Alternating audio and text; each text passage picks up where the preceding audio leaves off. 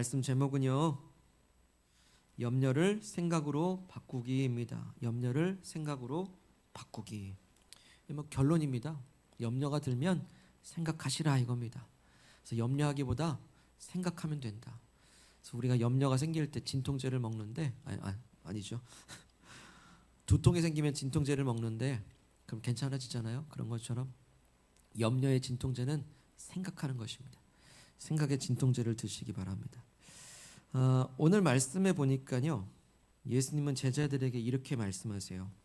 우리 말씀 보면 22절에 또 제자들에게 이르시되 그러므로 내가 너에게 이르노니 너희 목숨을 위하여 무엇을 먹을까 몸을 위하여 무엇을 입을까 염려하지 말라 하십니다. 염려하지 말래요. 특히 뭘 먹을까 무엇을 입을까 염려하지 말라고 하시는데요, 29절에도 보시면 너희는 무엇을 먹을까 무엇을 마실까 하여 구하지 말며 근심하지도 말라. 염려하지도 말고 근심하지도 말래요. 여기 뭘 먹을까 뭘 마실까 뭘 입을까 이건 다 무슨 문제입니까? 먹고 사는 문제죠. 생계의 문제예요. 생계의 문제 때문에 염려하지 말라라고 말씀하십니다. 우리 염려라는 단어를 가지고 계속 말씀을 나눌 텐데 이 염려라는 단어를 좀 한번 살펴보고 싶어요. 이 염려라는 단어를 이 한글 성경 말고 헬라의 원어 성경의 단어를 한번 찾아보니까요, 이 염려라는 뜻에는요, 나누다, 분산하다라는 뜻이 있습니다. 나누어진다, 흐트러뜨리다, 분산시키다는 뜻이 있어요. 해석을 하자면 이 염려라고 하는 것은 분산된 마음이에요. 흩어진 마음이 염려래요. 쉽게 표현하면 어수선한 마음, 어수선한 마음이 바로 염려라는 거예요. 이리저리 마음이 막 왔다 갔다 해요. 하루에도 막 생각이 수십 번도 막 바뀝니다. 무엇 때문이죠? 염려 때문이에요. 이렇게 하면 맞을 것 같고, 아니야 이게 맞을 것 같고. 염려의 그 부작용은 생각이 정함이 없어요. 막 어수선합니다 마음이. 이 어수선한 마음, 이게 이 염려라는 단어인데 우린 이 단어를 이미 생활 속에서 쓰고 있더라고요. 심란하다 그러죠. 심란하다. 마음 심자 어지러울 난자. 그게 바로 어수선한 마음이잖아요. 그게 바로 염려라는 거예요. 우린 이미 이 말을 쓰고 있어요. 여러분 요즘 어떻게 지내고 계십니까? 또 지난 한 주 어떻게 보내셨습니까? 요즘 어떤 일 때문에 마음이 막 분산되고 어수선하지요? 어떤 걱정거리가 있어서 요즘 심란하십니까? 여러분? 꼭 무엇을 먹을까 입을까 이 생계 문제만이 아니더라도요, 여러 상황에서 오는 여러 문제들이 있어요. 그래서 예수님은 이 먹고 사는 문제만 가지고 염려하지 말라 그런 게 아니라 인간이 가장 기본적으로 살아가는 데 있어서 어쩔 수 없이 일어나는 그 염려들, 그 문제들 속에 나타나는 염려들을 예수님은 하지 말라, 근심하지 말라라고 우리에게 말씀하십니다. 네, 기억하시기 바랍니다. 염려하지 말래요. 먹고 사는 문제로 근심하고 염려하는 제자들에게 무엇을 먹을까 마실까 염려하지 말라고 하시고, 어디 제자들 뿐인가 오늘 우리에게도 주님은 염려하지 말라, 근심하지 말라 말씀하십니다. 자, 그런데 어떻습니까? 염려하지 말라라고는 말씀하시지만 염려가 쉽게 사라집니까? 잘 안 떨쳐져요. 근심하지 말라 하시지만 근심이 싹 없어집니까? 그렇지 않더라고요. 쉽게 사라지지 않아요. 그래서 예수님은 한 가지 방법을 알려주시는데요, 우리 마음에서 근심과 염려를 떠나보내는 방법은 바로 생각하라라는 거예요. 생각하래요. 근심이 생기는 것을 억지로 덮어둔다고 해서 근심이 없어지는 게 아니라 오히려 근심하지 말고 생각하라 하시고, 염려가 자꾸 생기는 것을 억지로 난 괜찮아 해서 진짜 괜찮아지는 게 아니라 오히려 그 근심을 생각으로 바꾸라라는 거예요. 그래서 오늘 우리는 무슨 생각을 해야 될까, 어떻게 생각해야 될까 두 가지 정도 살펴보고자 하는데요, 염려와 근심을 떠나보내기 위해서 첫 번째 생각해야 될 게 뭐냐면요, 바로 내 아버지가 누구시냐라는 질문을 응답해야 돼요. 한번 생각해 보라는 거예요. 바로 내 아버지가 누구시냐라고 한번 생각해 보라고 예수님은 우리에게 질문하십니다. 우리가 근심하게 돼요. 염려하게 됩니다. 그때 예수님 찾아오십니다. 그러면서 생각할 질문을 던져주시는데 대체 네 아버지가 누구냐라고 물으세요. 그럼 우리 생각해야 돼요. 내 아버지가 누구신지. 여러분, 내 아버지가 누구십니까? 바로 하나님이 내 아버지 되시는 줄 믿습니다.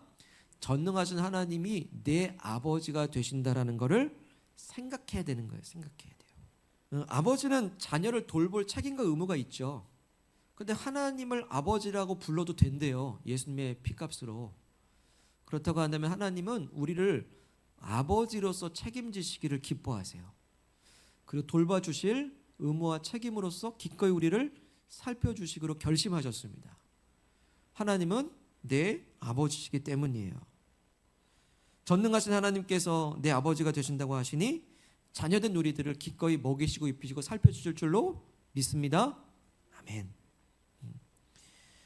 하나님 아버지께서 우리를 어떻게 돌보시는가? 예수님은 어떻게 해요? 생각하라고 하십니다. 이렇게 생각하래요. 24절 읽겠습니다.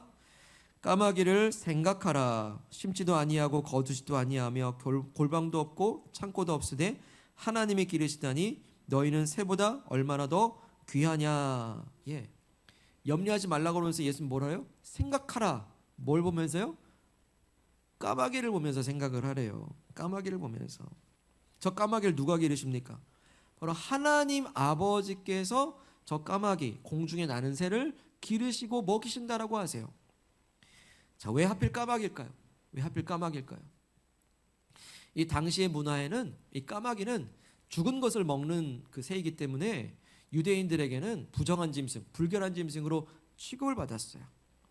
그런데 그렇게 하찮게 여김받고 보잘것없게 여김받는 까마귀도 먹고 사는데 하물며 새보다 귀한, 비할 수 없이 귀한 우리들을 하나님 아버지께서 왜 돌보지 않겠냐라고 예수님 생각해 보라는 거예요.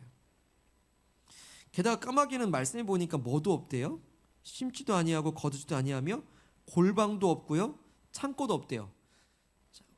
까마귀는 골방도 없대요, 창고도 없대요. 자, 골방이 없고 창고도 없다라는 의미는 무슨 의미입니까? 창고는 왜 마련하죠? 저장해 두려고 그러잖아요. 쌓으려고 하잖아요. 그런데 창고가 없다라는 것은요, 내일 먹을 양식이 없다라는 뜻이에요. 미래가 안 보인다라는 거예요. 그러니까 까마귀는 오늘 하루 그냥 먹고 사는 존재인 거예요. 미래에 대해서 아무 대책도 없이 사는 그 새도 하나님이 내일은 내일 먹을 걸 주신다라는 거죠. 우리도 지금 뭐 통장 잔고에 얼마가 남았는지 잘 모르겠고, 뭐 여러분 하도 재산이 많아가지고 어디 창고 하나 빌렸습니까, 여러분? 그렇지 않잖아요. 우린 뭐 내일 미래 없어요. 뭐 내일 거 먹고 오늘 당장 먹고 살아야 됩니다, 우리도. 그래서 염려가 돼요. 미래가 염려가 되고 앞으로 어떻게 살아야 되나 미래가 잘 안 보여요. 그럴 때 염려하지 마시기 바랍니다. 왜요? 하나님이 내 아버지 되시기 때문이에요. 제가 그걸 많이 경험하는데요. 저는 그거를 만나 시험이라고 그러거든요. 광야 시험이라거든요. 말하거든요. 광야의 만나는 오늘 먹을 것만 주세요. 내일 먹을 것 같이 챙기면요, 내일이면 다 썩어 없어져 있어요. 물론 안식일엔 이틀치를 주시긴 하지만, 그래서 오늘 먹을 거를 주세요. 그게 바로 만나 시험, 광야 시험이거든요. 그래서 제가 그렇게 정리했습니다. 우리가 믿는 사람들은 내일 먹을 건 없는데 오늘 먹을 건 있더라고요. 내일 먹을 건 잘 모르겠어요. 근데 오늘 먹을 건 있습니다. 그걸 계속해서 테스트 하시는 거예요, 하나님이. 하나님을 신뢰하게끔 하는 거. 왜요? 하나님이 우리들의 아버지시기 때문이에요. 또 생각 좀 해보래요. 27절. 백합화를 생각하여 보라. 실도 만들지 않고 짜지도 아니하느니라. 그러나 내가 너에게 말하노니 솔로몬의 모든 영광으로도 입은 것이 이 꽃 하나만큼 훌륭하지 못하였느니라. 아멘. 자, 백합화를 생각해 보래요. 여기 백합화는 물론이고요, 들의 꽃을 다 말해요. 이 꽃을 한번 보세요. 얼마나 아름답습니까? 예쁩니까? 바쁘고 힘들지만은 바쁘고 분주하게 살지만 한번 산책도 한번 나가 보세요. 그러면서 들에 핀 그 아스팔트에 그 보도블랙에 솟아나 있는 꽃 한 송이 한번 보세요. 얼마나 생명력 있고 아름다운가. 그 꽃들도요, 얼마나 다양한지 이 손톱만큼만 한 꽃도 있더라고요. 자세히 살펴보니까 그 작은데도 불구하고 꽃잎이 다 있어요. 얼마나 예쁜지 놀라워요. 근데 그거 꽃이 자기 스스로 자기가 나 이렇게 이쁘게 살 거야 하면서 자기가 지어 입었습니까? 하나님이 만드신 거예요. 하나님이 지으신 것입니다. 어쩌면 때가 되면 여지없이 피는지 놀랍지 않습니까? 그러면서 예수님이요, 솔로몬이 지어 입은 옷보다 이 꽃 한 송이가 더 화려하대요. 여러분, 솔로몬이 누굽니까? 이스라엘 역사상 가장 최고의 전성기에 최고의 전성기를 누린 사람 아닙니까? 얼마나 화려한 옷을 입고 살았습니까? 근데 솔로몬의 입은 옷하고 꽃이 입은 옷하고 뭐가 다르죠? 꽃은요, 하나님이 지어주신 옷이에요. 근데 솔로몬의 옷은요, 사람이 지은 옷이에요. 언젠가 낡아 없어져요. 그러니까 예수님은 하나님께서 손수 지어 입히신 꽃 한 송이가 입은 이 아름다운 꽃의 옷이 솔로몬의 옷과 비할 수 없대요. 이 꽃을 보면서 한번 생각해 보라는 거예요. 하나님이 지어 입히신다. 너희 못 입니? 입혀줄게. 하나님 말씀하세요. 여러분, 이 화려한 백합화 이 꽃도요, 내일이면 시듭니다. 내일이면요, 다 낫으로 걷어가지고 아궁이에 던져 넣어요. 28절 보시죠. 오늘 있다가 내일 아궁이에 던져지는 들풀도 하나님이 이렇게 입혀주시거든 하물며 너희일까 보냐. 믿음이 작은 자들아 하십니다. 백합화도 내일이면 시들어서 다 불에 다 넣어요. 그런데 하물며 그렇게 하루 지는 그 폈다 지는 꽃도 입히시는데 하나님이 그 꽃과 비할 수 없는 우리들을 얼마나 입히시고 살펴주시겠냐 우리에게 말씀하십니다. 믿음이 작은 자들아. 여러분, 믿음이 작고 크고는 종이 한 장 차이입니다. 하나님이 내 아버지심을 믿으시길 바랍니다. 하나님이 내 아버지라고 믿는 그 사람이 믿음이 큰 사람인 줄로 믿습니다. 염려는 여전해요. 상황은 여전합니다. 변한 거 없습니다. 그러나 내 아버지가 누구시라는 그 질문에 하나님이 내 아버지입니다라고 담대히 선포하는 큰 믿음 되시기를 축복합니다. 하나님은 내 아버지예요. 여러분, 근심이 들어올 때, 염려가 들어올 때, 고민이 시작되려고 할 때 꽃보다 귀한 내 인생, 들보다 귀한 내 인생, 날아가는 새를 보며 꽃을 보면서 생각하시길 바랍니다. 아하, 하나님이 내 아버지시구나. 그렇게 생각할 때 믿음이 더더욱 굳건해질 것입니다. 자, 두 번째입니다. 염려와 근심을 떠나보내려면요, 두 번째로 생각해야 될 게 있어요. 예수님 질문하십니다. 내 우선순위가 무엇이냐라고 물어보세요. 내 우선순위가 무엇이냐라고 질문하십니다. 그러면 이 질문에 우리는 생각해야 돼요. 아, 내 우선순위가 뭘까? 예수님은요, 우리가 붙잡아야 될 우선순위를 명확하게 말씀하십니다. 31절 읽겠습니다. 시작. 다만 너희는 그의 나라를 구하라. 그리하면 이런 것들을 너희에게 더하시리라. 아멘. 마태복음에서는 그의 나라와 그의 의를 구하라 말씀하시죠. 하나님 나라, 하나님의 뜻, 하나님의 의로움을 우리는 추구하며 사는 거예요. 그게 우선순위가 되어야 된다는 겁니다. 그래서 결론적으로 성도는 어떤 사람이 되어야 됩니까? 성도는 근심하는 사람이 아니에요. 하나님 나라를 생각하는 사람이에요. 그리스도인은 누굽니까? 그리스도인은 근심하라고 부르신 그리스도인이 아닙니다. 그리스도인은 근심하는 사람이 아니라 하나님 나라부터 챙기는 사람이 그리스도인인 줄로 믿습니다. 명확해요. 단순해요. 그런데 놀랍게도 근심이 찾아오고 염려가 찾아올 때 하나님 나라부터 생각하니까 마치 진통제 먹은 것처럼 근심이 싹 사라지는 걸 경험합니다. 한번 드셔보세요. 드신 날과 안 드신 날의 차이가 있습니다. 한번 드셔보세요. 예, 저도요, 근심거리가 많습니다. 목사가 근심거리가 뭐가 있겠습니까? 다 교회 근심이고 성도 근심이에요. 그런데요, 근심이 생길 때마다 저를 짓눌러요. 저도 인간이기 때문에 막 저를 짓누르고 압도합니다. 어쩔 줄을 모르겠어요. 근데 그때마다 예수님은 저를 책망하세요. 네 아버지가 누구시냐? 너 근심하라고 목사로 부른 줄 아냐? 그러면서 책망하세요. 여러분, 목회자는요, 그리고 성도는요, 그리스도인은요, 근심하라고 부른 자리가 아닙니다. 하나님 나라 비전을 꿈꾸라고 불렀지. 그래서 그때마다 적용해봐요. 근심한 상황은 여전히 있지만 교회에 대한 비전을 생각하고 하나님께서 우리 교회를 통해서 이루실 그 하나님 나라를 꿈을 꾸고요. 하나님께서 이루실 것들을 소망하잖아요. 그러면 근심은 그대로 있는데 소망이 막 샘솟아요. 근심이 싹 사라져요. 염려가 사라지는 걸 경험합니다. 예. 우리 성도님들 믿음 안에서 자라가고 정말 그리스도인답게 더더욱 성장하고 성숙해가는 그 모습을 소망할 때 더욱더 꿈꾸게 되는 거예요. 여러분 근심하지 말고 생각하시길 바랍니다. 하나님 나라를 먼저 챙겨보시길 바라요. 하나님 나라를 꿈꿔보시길 바라요. 그래서 예수님 말씀하시잖아요. 다만 그의 나라부터 구해라. 여러분 그렇게 하나님 나라부터 챙기고 살면 굶을까요? 아유 나도 먹고 살기 바쁜데 어떻게 하나님 나라부터 챙겨요. 그렇게 하나님 나라부터 하나님 뜻부터 순종하고 살면 헐벗고 굶주릴까요? 아닙니다. 결코 아닙니다. 결코 아니요. 오히려 더 잘 먹어요. 더 잘 살아요. 더 잘 입어요. 돌아보니까 그렇더라고요. 31절 다시 보시죠. 다만 너희는 그의 나라를 구하면 어떻게 된대요? 그리하면 이런 것들을 너희에게 더하시리라.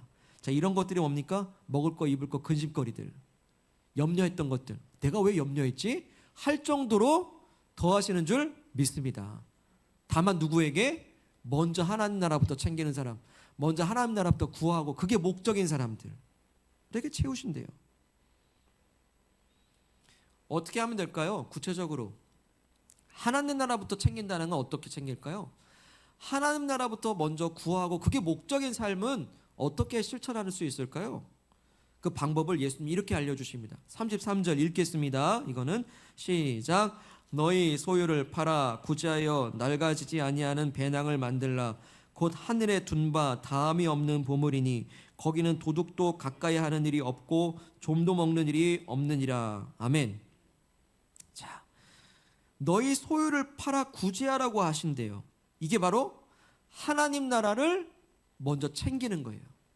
우리 소유를 팔아 구제하고 도와주는 것이 바로 하나님 나라를 구하는 삶이에요. 그게 목적인 삶이에요. 어이쿠 소유를 팔라고요? 아유 나도 지금 안 돼요. 어려워요. 소유를 어떻게 팔아요? 우리는 항상요 밑줄을 치라고 하면 소유를 파는 데다가 동그라미 치고 별표 쳐요. 항상. 아유 교회 와서 지금 소유가 없어가지고 교회 와서 좀 편안하려고 왔더니 오히려 교회 왔더니 소유를 팔라고 하시네. 아유 더 어렵게 마음이 어려워져요 막. 그런데 우리 밑줄 친 것은요 여기서 말씀하신 건 소유를 파는데 그게 중요한 게 아니에요. 소유를 판다는 것 때문에 염려할 게 아니라요. 여기 소유를 팔라고 말씀하시는 것은 아무것도 가지지 말라는 말씀이 아니라 그 소유를 가지고 어떻게 써야 될지를 가르쳐 주시는 거예요. 아무것도 소유하지 말라는 게 아니라 가진 소유를 가지고 어디다 써야 될지를 명확하게 가르쳐 주시는 거예요. 목적을 알려주시는 거죠. 때문에 여러분 열심히 모으시기를 축복합니다. 열심히 버시기를 축복하고 열심히 부자 되시기를 축복합니다. 그리고 그 소유를 가지고 내 욕심 채우지 말고 구제도 하면서 하나님의 영광을 위해서 마음껏 쓰시기를 축복합니다. 아멘이십니까? 예. 여러분 목적이 거기에 있어야 된다는 거예요. 내 소유를 가지고서 아니죠. 내 소유 틀렸습니다. 내게 주신 소유입니다. 여러분 내 소유가 아니에요. 내게 주신 소유를 가지고서 하나님 것을 하나님께로 영광을 위해 쓰는 거. 이게 바로 하나님 나라를 위해 쓰는 거예요. 학생들도 마찬가지입니다. 우리 학생 여러분들도 열심히 그 소유를 모으듯이 공부하시길 바라요. 여러분 왜 공부하셔야 됩니까? 왜 열심히 준비하셔야 되죠? 그것 가지고 나 혼자 좋은 학교 가고 나 혼자 좋은 결과물로서 나 혼자 먹고 살려고 하는 것이 아니라요. 그 공부를 통해서 학업을 통해서 나의 지경과 나의 영역이 넓어짐을 통해서 많은 사람들을 돕기 위해서 하는 거예요. 그래서 내 공부를 통해서 오늘 말씀처럼 소유를 팔아, 공부를 팔아, 학업을 팔아, 학교를 팔아 어려운 친구들을 돕기 위해서 우리는 공부한다는 거예요. 그 목적성을 가져야 되는 거예요. 여러분 왜 나무는 높이 자랄까요? 왜 나무는 그렇게 굵게 그리고 왜 나무는 그렇게 많은 열매를 맺을까요? 점점 자라면서 자기 혼자 그렇게 튼튼해지려고 합니까? 아니죠. 그 나무의 아래에 쉬는 많은 사람들에게 넓은 그늘을 제공해 주기 위해 나무는 커지는 거예요. 배고픈 사람들에게 많은 열매를 주기 위해서 그렇게 나무는 많은 열매를 맺는 거예요. 그게 바로 소유를 팔아 구제하는 데 쓰는 겁니다. 하나님 나라를 위해 쓰는 거예요. 학생 여러분, 그리고 성도 여러분, 하나님께서 내게 어떤 능력을 주셨어요. 재능을 주셨습니다. 어떤 무엇 한 가지는 다 주셨어요. 그걸 잘 개발하시길 바랍니다. 그것은 나은 사람 잘 되라고 주신 재능도 아니고 능력도 아니고 그 모아놓은 재능과 은사를 잘 개발해서 잘 파십시오. 여기서 판다는 건 우리를 흘려보내는 거예요. 우리의 재능들을 구제하는 데 쓰시기 바랍니다. 분명히 그 능력과 재능을 통해서 약한 이들을 도울 수가 있을 겁니다. 그게 바로 내게 주신 은사와 재능을 가지고 하나님 나라를 위해 열심히 쓰는 거예요. 열심히 쓰는 거예요. 여러분 지금 뭐 없다고 생각하지 마세요. 재능과 은사 다 있습니다. 그걸 가지고 내가 봉사하려고 영광 위에 쓰려고 시작하시기 바랍니다. 그게 뭡니까? 목적성이 어딨냐라는 거예요. 하나님 나라 영광 위에 쓰임 받아야 되는 거예요. 근데 이렇게 내게 주신 소유, 재능, 은사, 이 학업들을 다 팔아가지고 하나님 나라를 위해 쓰면요, 그건요, 예수님 재밌는 표현을 쓰시는데 그게 바로 낡아지지 않은 배낭을 준비하는 거래요. 낡아지지 않은 배낭을 준비하는 거. 33절에 나오죠. 낡아지지 않은 배낭을 만드는 것이다. 그게 여기 배낭은요, 우리가 등산용 배낭 그런 게 아니라 돈을 넣는 주머니를 말합니다. 전대라고 보통 그러죠. 돈 주머니를 말해요. 그 배낭이에요. 퀴즈 내겠습니다. 여러분 돈주머니에서 가장 중요한 게 뭘까요? 돈주머니가 되기 위해서는 뭐가 제일 중요할까요? 돈주머니의 가장 중요한 특징은요, 튼튼해야 돼요. 구멍이 있으면 안 됩니다. 절대 낡은 거 쓰면 안 돼요. 왜냐하면 넣으면 찢어지면 어떡해요? 구멍 나면 다 새잖아요. 돈주머니는요, 뭐 크게 중요한 게 아니에요. 튼튼해야 됩니다. 구멍이 없어야 되고 낡으면 안 돼요. 그 튼튼한 주머니에 돈을 넣어야 되거든요. 여기 구제하고 이렇게 하나님 나라의 영광 쓰는 것이 무엇입니까? 낡아지지 않은 튼튼한 돈주머니를 준비하는 것이다라고 예수님은 말씀하시는 겁니다. 여기 구제한다라는 것은요, 꼭 어려운 일에서 도와준다라는 거 거기만 국한되는 게 아니에요. 우리가 이걸 의미로 본다면요, 구제하기 위해서는 어떤 마음이 들어야 됩니까? 욕심을 버려야 되는 거예요.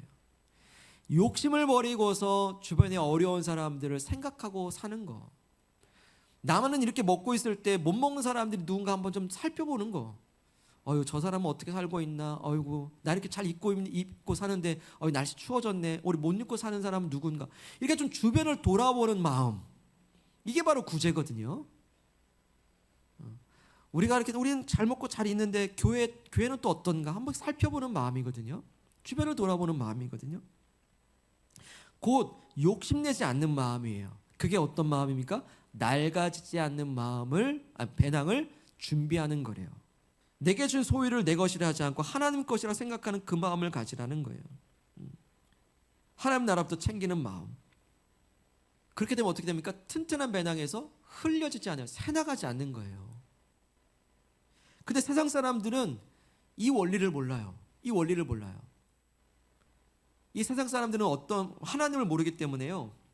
쉽게 말하면 세상 사람들은 돈주머니에다가 돈을 넣긴 하는데 그 돈주머니가 낡아 있다는 걸 몰라요. 항상 낡은 주머니에다 돈을 넣어요. 구멍난 주머니에다 돈을 넣어요. 그게 세상 사람들의 특징인 거 여러분 아십니까? 열심히 돈 벌어요. 그리고 많이 법니다. 돈을 못 벌지 않아요. 근데 그걸 몰라요. 내가 지금 이 돈을 구멍난 돈자루에다가 돈을 넣고 있다는 걸 모르고서 열심히 벌어요. 왜 버는데도 새나가지? 왜일까요? 낡은 돈자루에다 계속 돈을 넣기 때문이에요. 열심히 채워요. 근데 어느 하루아침에 다 없어져 버려요. 왜냐하면 그 돈주머니가 낡아 있었거든요. 그 돈주머니 점검을 하지 아니하고 계속 벌려고만 하니까 훅 하고 날아가 버리는 거예요. 돈 날아가는 건 순간입니다, 여러분. 순식간에 찢어져 버리는 거예요. 이렇게 구멍 나고요. 이렇게 찢어지는 거예요. 돈주머니 점검 안 하고 벌기만 하니까 그런 거예요. 근데 왜 그럴까요? 왜 돈주머니가 낡았을까요? 왜 돈주머니에 구멍이 났을까요? 그건 바로 욕심을 채워넣기 때문이에요. 욕심을 채워넣으면요, 돈주머니가 구멍이 생깁니다. 이런 주머니에다가, 지금 호주머니 있잖아요. 주머니에다가 송곳 한번 드릴 테니까 송곳 한번 넣어보세요. 어떻게 될까요? 구멍 나죠? 바늘 드릴게요. 주머니에 한번 넣어보세요. 대번 구멍 나죠? 그런데요, 욕심이 송곳이란 걸 몰라요. 욕심이 바늘이란 걸 몰라요. 그것도 모르고 욕심의 송곳을 막 채워 넣으니까 돈주머니가 구멍이 빵 터져버리죠. 그렇기 때문에 돈주머니는 욕심의 송곳을 절대 넣으면 안 돼요. 점검해야 됩니다. 돈주머니, 재능의 주머니, 능력의 주머니에다가 자기 욕심을 채우는 사람은요, 그 주머니가 구멍이 나는 줄도 모르고 채우다가 다 흘려버리고요, 그 주머니가 낡아진 줄도 모르고 꽉꽉 눌러 담다가 순간 빵 터져버립니다. 예수님은 이렇게 자기의 주머니에다 자기 욕심을 채우는 사람의 특징을 하나의 스토리로 이렇게 얘기하세요. 16절로 한번 가보죠. 16절 읽겠습니다. 시작. 또 비유로 그들에게 말하여 이르시되 한 부자가 그 밭에 소출이 풍성하매. 아멘. 예수님이 이제 그 직전에 예를 하나 들어준 게 있어요. 한 부자가 있는데 그의 풍성하게 거뒀습니다. 하도 많이 거둬가지고 쌓을 데가 없는 거예요. 아, 이거 어떻게 할까 대책을 세우는데요. 아, 좋다. 그러면은 있던 창고 헛간을 다 헐어버리고 새 창고 큰 거 하나 지어야 되겠다. 그리고 거기다가 다 집어넣고 꼭꼭 이렇게 잘 쟁여놔야 되겠다 생각한 거예요. 그렇게 생각한 다음에 이 부자가 어떤 생각하는지 한번 19절 보시죠. 제가 읽겠습니다. 19절. 또 내가 내 영혼에게 이르되 영혼아, 여러 해 쓸모건을 많이 쌓아두었으니 평안히 쉬고 먹고 마시고 즐거워하자 하리라. 이렇게 기뻐합니다. 구상을 한 거예요. 플랜을 짜놓고, 아유, 얼마나 이렇게 거뒀으니 다 큰 창고마다 쌓아놓고, 아유, 이제부터는 걱정 근심 아무것도 없어, 즐거워하자, 평안하자, 먹고 마시자 하면서 기뻐했던 거예요. 그런데 사건은 그날 밤 일어납니다. 그날 밤에 그만 이 부자가 세상을 떠나고 만 거예요. 20절 읽겠습니다. 시작. 하나님은 이르시되 어리석은 자여, 오늘 밤에 내 영혼을 도로 찾으리니 그러면 내 준비한 것이 누구의 것이 되겠느냐. 아멘. 그날 밤 세상을 뜬 거예요. 여러분, 이 19절과 20절에요, 한번 비교해 볼 게 있는데 19절에 여러 해라고 나오죠. 이 사람은 여러 해 살 줄 알았어요. 20절에 오늘 밤 나오죠. 오늘 밤. 순식간인 거예요. 우리 생각으로는 이런 계획을 짜고 여러 해 동안 살 것 같고 영원히 살 것처럼 살지만, 하나님 오늘 밤 딱 우리 생명 거둬가시면 그 주인이 누구 거겠습니까? 하나님 거 아니겠습니까? 빈손이지 않습니까? 그래서 어리석다라고 얘기하는 거예요. 이 사람은 쌓아둘 곳이 없을 정도로 부자이긴 했지만 그 재물들을 자기 욕심의 주머니에다가 열심히 채우려 했어요. 구멍이 난 줄도 모르고 채웠고 낡은 주머니 들고 열심히 채우다가 빵 터져버렸어요. 없어졌습니다. 사라졌습니다. 돈주머니 어디 갔습니까, 여러분? 사라졌어요. 이런 사람의 인생을 예수님 이렇게 평가하십니다. 21절 읽겠습니다. 시작. 자기를 위하여 재물을 쌓아두고 하나님께 대하여 부유하지 못한 자가 이와 같으니라. 아멘. 자기를 위하여 재물을 쌓은 사람이 있고요, 하나님께 대해서 부유한 자가 있습니다. 여러분, 어떤 거 선택하시겠습니까? 하나님께 대하여 부유한 자가 되시기를 축복합니다. 이 사람이 부자였을지 몰라도 하나님께 대해서는 찢어지게 가난한 사람이었어요. 그래서 하나님께 대해 부유한 사람은요, 이 땅에 창고를 세우는 게 아니에요. 이미 있는 하나님 나라 창고를 채우려는 사람들이에요. 33절 다시 보시죠. 너희 소유를 팔아 구제하여 낡아지지 아니하는 배낭을 만들라. 곧 하늘에 둔 바 다함이 없는 보물이니 거기는 도둑도 가까이 하는 일이 없고 좀도 먹는 일이 없느니라. 아멘. 그러니까 그 소유를 팔아 구제하면 튼튼한 돈주머니에 돈을 넣는 것과 같은데, 그게 뭡니까? 하늘에 두는 거래요. 하늘에 둔 바 다함이 없고 없어지도 아니하며 도둑처럼 구멍이 있지도 않고 좀이 쓸지도 않는, 낡아질 필요도 없는, 그게 바로 하나님 나라에다 쌓는 거래요. 오늘 내가 손을 열어 구제하고 하나님 나라의 우선순위를 두고 사람들인 거예요. 그렇게 살 때 여러분 어디에 투자하시겠습니까? 어디에 투자하시겠습니까? 구멍나고 낡은 돈주머니에 투자하시겠습니까? 아니면 낡지 않고 구멍 없는 돈주머니 하나님 나라에 투자하시겠습니까? 그래서 저는 이 말씀의 장면을 이렇게도 표현해 봤어요. 예수님의 투자 설명회다. 예. 여러분 투자 설명회 많이 종종 다니십니까? 예. 예수님의 영적인 투자 설명회. 이 땅에다 쌓을 것이냐 하나님 나라에다가 쌓을 것이냐.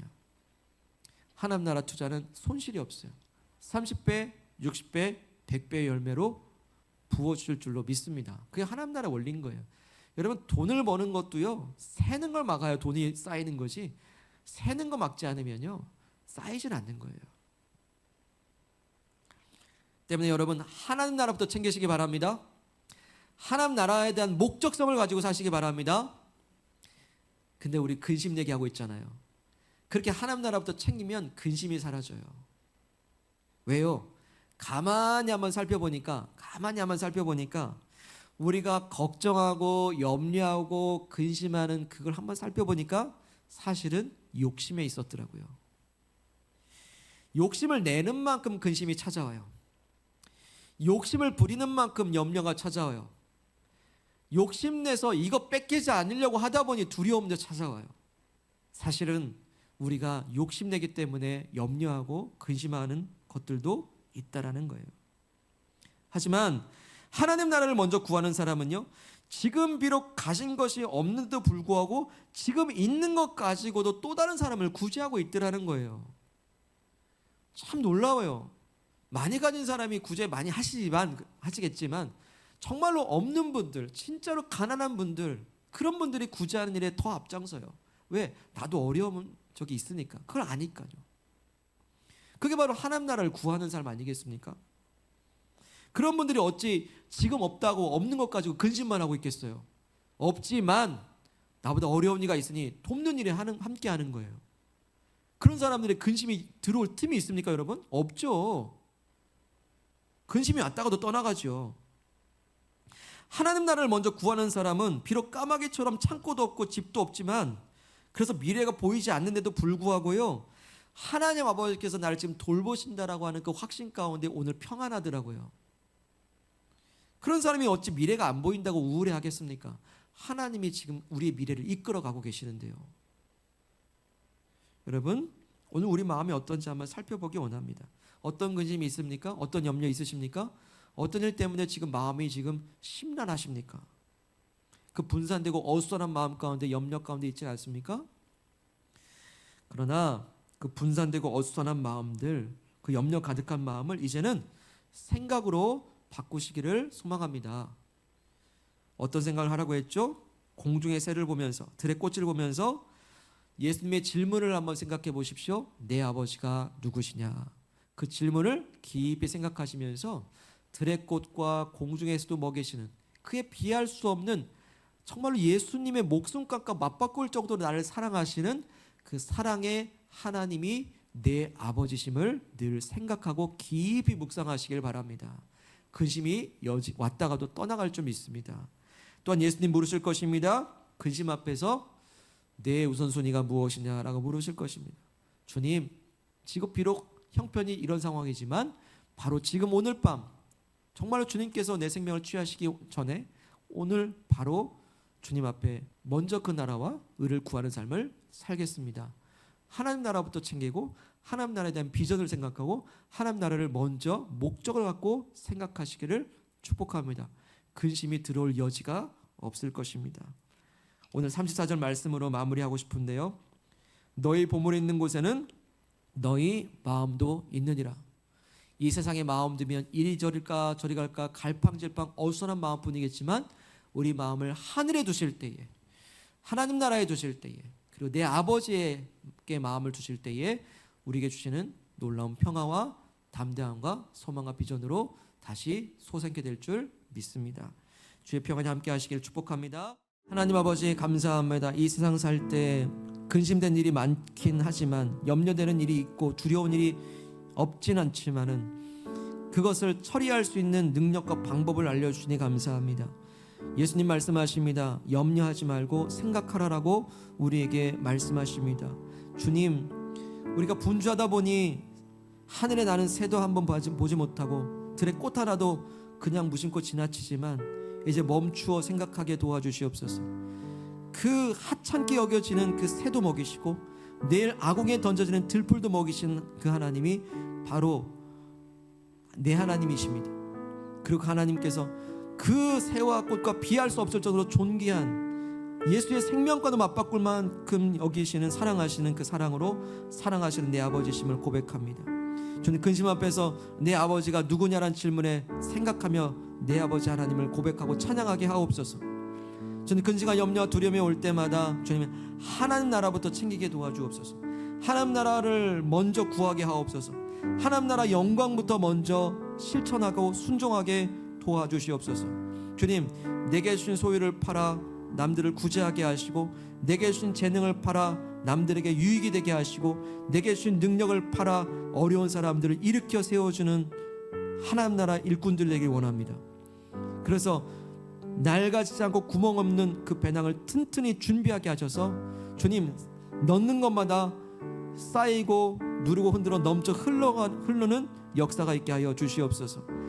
아버지, 우리가 그 어떤 이가 아니라 오직 하나님께 대하여 부유한 자가 되기를 간절히 원합니다.